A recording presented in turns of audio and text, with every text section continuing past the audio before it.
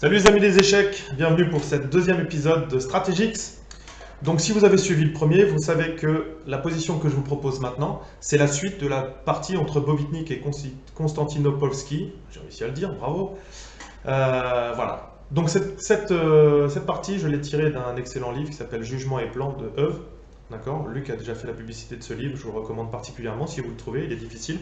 Moi je vous montre mon exemplaire si vous voulez. Voilà. Donc il n'a plus de pages ici, etc. Mais c'est un livre absolument somptueux que je vous recommande particulièrement. Ça y est, j'ai perdu ma page.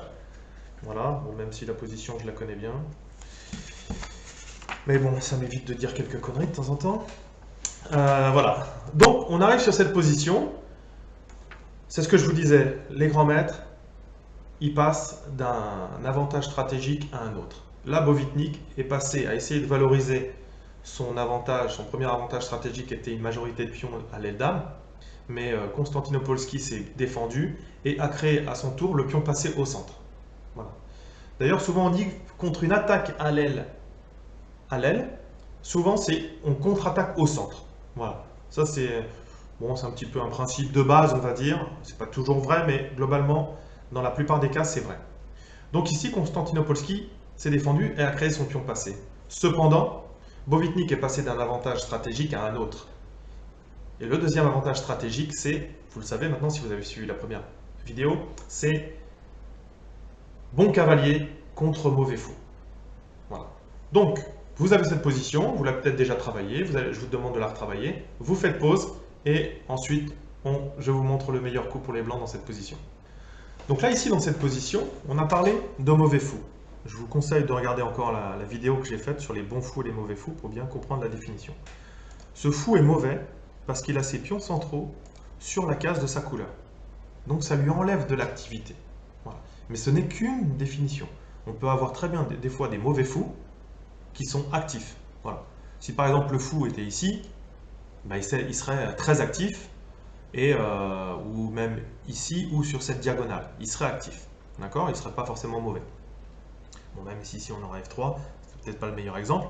Mais ce que je veux vous dire, c'est que pour l'instant, il est mauvais parce qu'il a ses fous, ses pions qui sont sur sa couleur. Donc, si on veut garder le fou mauvais, il faut laisser les pions sur les couleurs blanches, sur les cases blanches. Voilà. Ici, si par exemple les noirs poussent ici le pion, etc., pour essayer de se libérer, de libérer, on aurait des attaques frontales des tours ici, parce que le fou n'est pas défendu ici, qui permettrait de récupérer le pion sans problème. Donc ici, si on réfléchit, quelque part c'est comme si, ce que je vous demande quand vous réfléchissez à la menace de l'adversaire, ici ce que veulent faire les noirs, c'est libérer ce fou. Donc ils ne peuvent pas libérer ces pions, mais ils pourraient très bien libérer l'activité de ce fou en poussant le pion, et ensuite en venant jouer le fou sur la case F5. Voilà, sachant cela, j'espère que vous avez trouvé le coup. Le premier coup, c'est F4. Voilà. Donc là, on n'est pas dans la tactique, d'accord? Mais la position qu'on avait à l'écran, elle nécessitait d'être jouée d'une certaine manière si vous vouliez garder l'avantage. Et le seul coup possible, c'était F4. Voilà. Donc finalement, c'est comme un coup tactique qui permet de gagner une dame, qui permet de gagner une pièce, etc.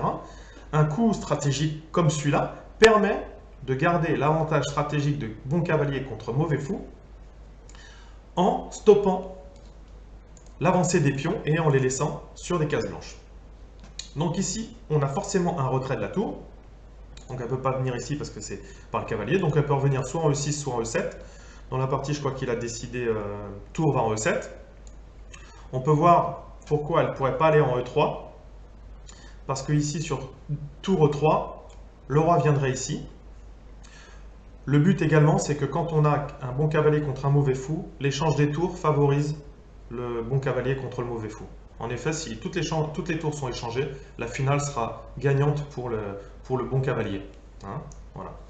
Donc ici, si par exemple on joue D4, attaquant à la fois le cavalier et défendant la tour, mais bon, on ne peut pas prendre le cavalier sinon la tour serait perdue. Mais ici, on a l'excellent coup qui est tour D1. On ne peut pas prendre sinon on prend la tour, le pion est cloué, donc ici on gagnerait un pion.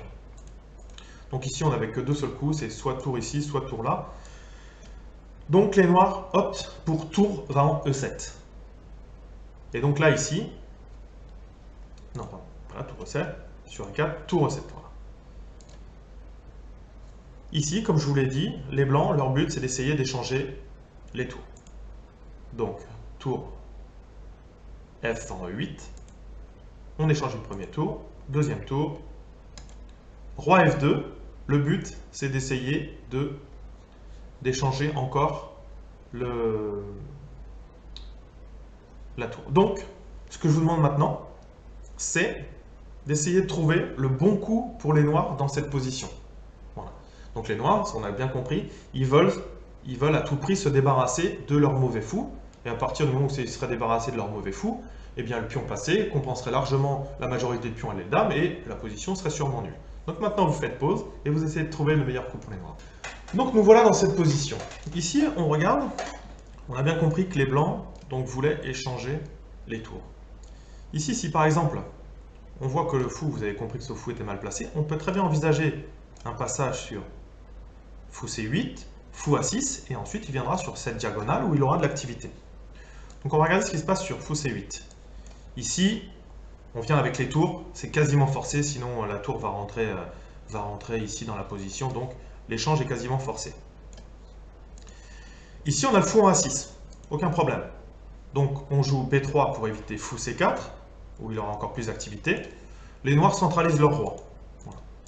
Ça c'est des coups classiques, des deux camps.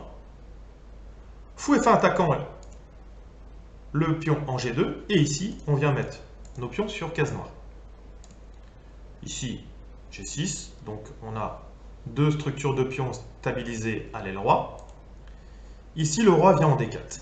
Donc, si vous étudiez cette position, on voit que ce pion peut être attaqué par les blancs, et il ne peut pas être défendu par le fou qui est ici, parce que si le fou vient ici, on viendrait directement avec A4 et ensuite le fou serait obligé de partir. Donc ici, pardon, le cavalier peut venir attaquer ce pion-là en venant en A2 et ensuite en B4. Et ensuite, il vient attaquer le pion. Et si le fou vient défendre, on le chasse avec A4 et on a gagné ce pion-là. L'autre possibilité pour les noirs de défendre, c'est forcément de venir ici avec le roi, protégeant le pion. Le problème, c'est qu'à ce moment-là, on ouvrirait la route pour le roi blanc pour aller chasser les pions de l'aile roi. Voilà pourquoi cette position elle est difficile. Voilà pourquoi on voit la valeur du bon cavalier contre le mauvais fou. Donc, ici dans cette position, roi F2, voilà, il aurait pu sembler judicieux de laisser l'échange des tours et ensuite d'activer le fou, mais c'est quand même assez compliqué. Alors, dans la position que je vous ai montré le coup avant, là, les noirs ont des possibilités de faire nul, hein, avec un jeu précis, etc. Mais, ce que je veux dire, c'est que les blancs n'ont aucun risque. Ils ne risquent pas de perdre. Voilà, à la différence des noirs. Les noirs peuvent tenir, mais ils risquent quand même de perdre. C'est ça hein, l'avantage. Voilà, c'est ça qu'on veut obtenir de nos parties d'échecs. Si on fait une partie d'échecs en jouant solide et en ayant que le seul risque qu'on a, c'est celui de gagner, ça va. Donc ici, le coup des noirs, les noirs ont vu que de toute façon, il y aura l'échange des tours, mais eux préfèrent que ce soit les blancs qui échangent la tour, parce qu'une fois qu'ils auront échangé les tours, déjà, le roi sera un petit peu plus proche du centre. Ça, c'est un élément très important. Quand vous devez faire un échange, ou si votre adversaire veut absolument échanger quelque chose, les dames ou les tours, bah, laissez-le faire. Parce que quand il va perdre son temps à échanger la pièce, il vous ramène votre pièce, souvent le roi, vers le centre. Voilà, ça c'est un concept très important. Donc ici les noirs jouent roi F7 justement pour permettre l'échange des tours, oui, mais sur la case E7. Donc ici, ce que fait Bovitnik, c'est qu'au lieu d'échanger de suite les tours, il préfère venir sur la colonne D. Qu'est-ce que se serait-il passé s'ils étaient venus ici? Eh bien en fait, les noirs auraient échangé à ce moment-là, mais ici, en avançant le pion, celui-ci étant faible, sur cavalier E2, on avance le roi, et ensuite, les noirs regagnent le pion, et ensuite, les noirs ont réglé leur problème, le fou va pouvoir jouer via E6, etc. Donc la position des noirs aurait été satisfaisante ici. Donc vous voyez à quel point il faut être précis. Bovitnik l'avait vu, donc il ne veut pas échanger les tours, il vient sur la colonne D et empêche le coup D4. Tour 8. Alors en effet, c'est une petite concession parce que, en fait, si les noirs avaient joué fou en C8, ici, les blancs auraient eu la possibilité de créer cette menace, c'est-à-dire cavalier E2, cavalier D4, et on vient attaquer ici. Et à ce moment-là, la tour serait obligée de, je ne sais pas si ça vient ici, la tour serait obligée de venir en C7 protéger le pion, et elle serait ainsi immobilisée, on pourrait pénétrer sur la colonne ouverte E, etc. Donc les noirs sont obligés de faire des concessions, donc ils viennent jouer tour en E8. Ici, tour D2. Tour D2, ça vient protéger à la fois le pion B3 si la tour veut venir en B8, et également ça menace d'échanger, de s'échanger en E2. H6, on vient essayer d'échanger. La meilleure chance pour les noirs, qui ne veulent absolument pas se retrouver avec cette fameuse finale bon cavalier contre mauvais fou, viennent en V8. Mais ici, les blancs viennent obtenir leur case forte, qui est la case D4. Donc ici, les noirs, vous avez vu, se sont battus pour éviter de se retrouver avec cette finale, bon cavalier contre mauvais fou. Et même ici, ils ont repris légèrement, pas l'avantage, mais ils ont au moins égalisé ici. Mais, toujours pareil, Bovitnik va faire les efforts ici pour essayer de transformer également maintenant cette position bon cavalier mauvais fou encore sur la position de majorité à l'aile dame. Donc ça aurait été les deux thèmes stratégiques de cette partie. Tour B8, B4. Alors ça c'est un coup important. Pourquoi? Parce que du coup, les blancs renoncent à la manœuvre cavalier B4 qui attaque en C6. Mais le but, ça va être de pousser A4 et ensuite de se créer un pion passé sur l'aile dame.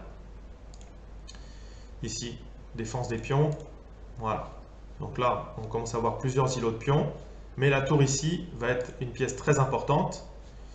Ici, le cavalier revient en C3. Donc il pourrait avoir maintenant un avant-poste en B6. Ça ne servira pas à grand chose ici.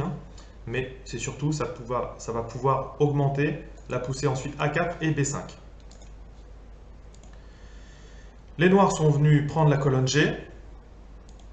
Ici, attaque du pion, mais voilà. On a la tour ici qui défend à elle toute seule l'aile roi. Et maintenant, ici, le roi, le cavalier et les trois pions vont tout faire pour se créer un pion passé. Et ça y est, la poussée est enfin arrivée, B5. Et voilà, on a notre pion passé ici. Donc, les noirs ont un pion passé, mais qui est bloqué par le roi. Le roi est un très bon bloqueur en finale.